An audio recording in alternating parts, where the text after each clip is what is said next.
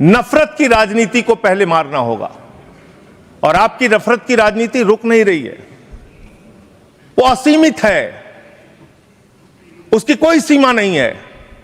पहले हिंदू को मुसलमान से लड़ाओ, फिर हिंदू को सिख से लड़ाओ, फिर हिंदू को ईसाई से लड़ाओ, फिर हिंदू को हिंदू से लड़ाओ, जाट को गैर जाट से लड़ाओ, मराठा को गैर मराठा से लड़ाओ, दलित पिछड़े सवर्ण को आपस में लड़ाओ।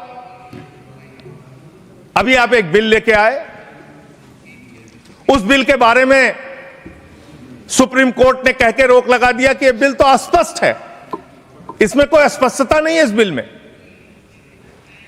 आप क्यों ऐसा बिल लेके आए जिसके कारण से पूरे देश का माहौल खराब हुआ?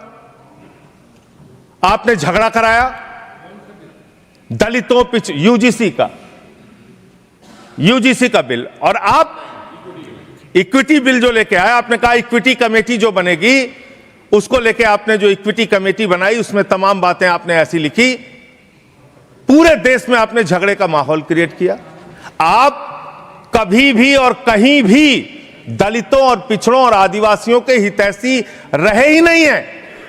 आपका संगठन, आपकी विचारधारा, आपकी मातृ संस्था आरएसएस, वहां तो 100 साल तक आज तक एक भी दलित, पिछड़ा और आदिवासी आरएसएस का प्रमुख नहीं बना। यह सच्चाई है आपकी। आप हल्ला मचा रहे थे कि देखो हमने दलितों, पिछड़ों, आदिवासियों के लिए कितना शानदार बिल हम लेके आए, कितना शानदार हमने काम कर दिया। सुप्रीम कोर्ट ने उस पर रोक लगा दिया। सुप्रीम कोर्ट ने कहा कि यह बिल अस्पष्ट है। आपने इस देश के अंदर विश्वविद्यालयों में आरक्षण को खत्म किया है, यह सच्चाई है मान्यवर। दलित, पिछड़े, आदिवासियों के लिए जो प्रोफेसर्स, असिस्टेंट प्रोफेसर्स की नियुक्ति होनी चाहिए, 80% से ज्यादा पोस्ट खाली पड़ी हुई है विश्वविद्यालयों में। और जो चीज आपके हाथ में है, आप दलितों, पिछड़ों, आदिवासियों के हितैषी कैसे हैं? 45 सेंट्रल यूनिवर्सिटीज है जिसमें से 38 केंद्रीय विश्वविद्यालयों में सिर्फ और सिर्फ सवर्ण जाति के लोग वीसी हैं, और 7 में दलित, पिछड़े और आदिवासी हैं। तो आप बताइए जी, आप बताइए, आप मुझे बताइए, आपको 45 में से 38 सिर्फ एक जाति के, सवर्ण जाति के लोग मिल रहे हैं, और बाकी 7 आपने पिछड़ा, दलित, आदिवासी बनाया, और आप कहते हैं आप दलितों, पिछड़ों, आदिवासियों के हितैषी हैं। दुश्मन किसमें? मैं वीसी की बात कर रहा हूं, वीसी की बात कर रहा हूं, वीसी की बात कर रहा हूं। वीसी की नियुक्ति आप करते हैं, वीसी की नियुक्ति आप करते हैं। इसका मतलब दलित, पिछड़ा और आदिवासी बीसी बनने योग्य नहीं है, यह आपकी मानसिकता है। इसका मतलब आपकी मानसिकता है पिछड़ा, दलित और आदिवासी प्रोफेसर बनने योग्य नहीं है। आज तक इन लोगों ने लोगों को सिर्फ विपक्ष ने डराकर अपनी तरफ करने का काम किया। एक के बाद एक ऐसे मुद्दे उठाते हैं और उसको लेकर भ्रम फैलाने का काम करते हैं।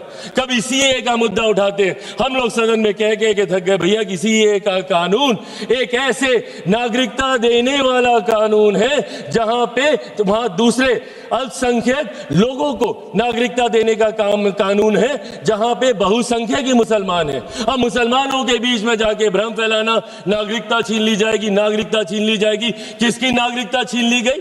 पूरी लोकसभा का चुनाव ये लड़ते रहे कि अगर वापस से मोदी जी तीसरी बार आ गए तो संविधान की हत्या हो जाएगी, लोकतंत्र समाप्त हो जाएगा, आरक्षण समाप्त कर दिया जाएगा। किसका आरक्षण छीन लिया गया? कहां का लोकतंत्र समाप्त हो गया?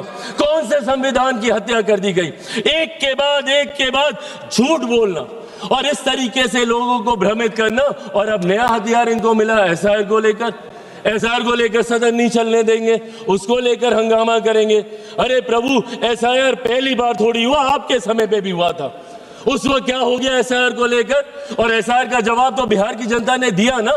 एलओपी गए थे वहां पे 10-12 दिन वहां पे करके आए और ऐतिहासिक हार वहां पे दर्ज करा कर आए। अपने साथी दलों की भी ऐतिहासिक हार वहां पे दर्ज करा कर आए। हकीकत यह है कि एसआईआर नहीं, जो ये वोट चोरी बोलते हैं, वोट चोरी नहीं, इनका जनादेश चोरी होता जा रहा है और इस बात का एहसास ही इनको नहीं हो रहा। क्यों? क्योंकि ये अपनी अंतरात्मा में झांक के नहीं देखते। इनको आरोप लगाना है पर आत्ममंथन नहीं करना। इनको दूसरे से सवाल पूछने हैं बट खुद से कभी सवाल नहीं करने, और यही कारण है। और आज एक व्यक्ति का विरोध करते करते, मेरे प्रधानमंत्री का विरोध करते करते अब देश का विरोध करने लग गए। एआई समिट जहां पे अंतरराष्ट्रीय जगह से लोग आए हैं, इंटरनेशनल मीडिया वहां पे मौजूद है, और क्या कर रहे हैं आप? और एक ऐसा समिट जहां पे दूसरे देशों के राष्ट्रीय अध्यक्ष आकर हमारी प्रणाली की तारीफ कर रहे हैं, जिसका विरोध इन्होंने उस वक्त भी किया था। यूपीआई के वक्त इन्होंने कहा था कैसे होगा, एक औरत जो ठेले पे है वो कैसे उसकी पेमेंट करेगी, पॉश मशीन कहां से लगेगी, और आज उसी की तारीफ फ्रांस के राष्ट्रीय अध्यक्ष करके जा रहे हैं। और उस समिट में इन्होंने देश को अपमानित करने का काम किया। डेड इकोनॉमी बुलाते हैं हमारे देश को ये, जबकि दूसरे लोग और अर्थशास्त्री इस बात को मानते हैं कि India is one of the fastest growing economy. Global challenges होने के बावजूद हमारी अर्थव्यवस्था मजबूत होती जा रही है। क्या ये सामान्य बात है कि दहाई के आंकड़े से धीरे धीरे हम लोग करते करते चौथे नंबर पर आ गए? आने वाले दिनों में वो दिन भी दूर नहीं जब हमारा देश दुनिया की तीसरी सबसे बड़ी अर्थव्यवस्था होगा। और ऐसे में आप हमारे देश की इकोनॉमी को और हमारे देश की इकोनॉमी को हमारे ही लोग डेड इकोनॉमी बताने का काम कर रहे हैं। इसीलिए आज इस मंच के माध्यम से बस मैं ये आग्रह करूंगा, एक बार मदद कर दें, कहां पे दे तो दो। इसीलिए आज इस मंच के माध्यम से मैं आग्रह करूंगा और विपक्ष से भी करूंगा, and I think it's our collective responsibility. जहां चुनाव लड़ना था हम लोग लड़ आए, जितने आरोप प्रत्यारोप करने थे हम कर आए, और हमें कई मौके मिलेंगे। अभी फिर असम में मौका मिलेगा, बंगाल में मिलेगा, हर राज्य में मिलेगा। जब तक वन नेशन वन इलेक्शन नहीं आता, हमें हर दूसरे तीसरे महीने में मौका मिलता रहेगा आरोप प्रत्यारोप करने का। पर सदन को तो इससे बख्शे। Let it be a collective responsibility of all of us to come together। और यहाँ पे बात हो, और बात होनी जरूरी है।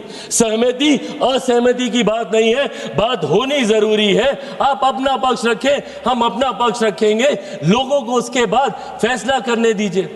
आप राष्ट्रपति जी के अभिभाषण पे आपके पास पूरा समय था, आप राष्ट्रपति जी के सम्मान की बात करते हैं। क्या आप बताइए, उनके अभिभाषण पे आए धन्यवाद प्रस्ताव का इस तरीके से निरादर करना, क्या ये उनका अपमान नहीं था?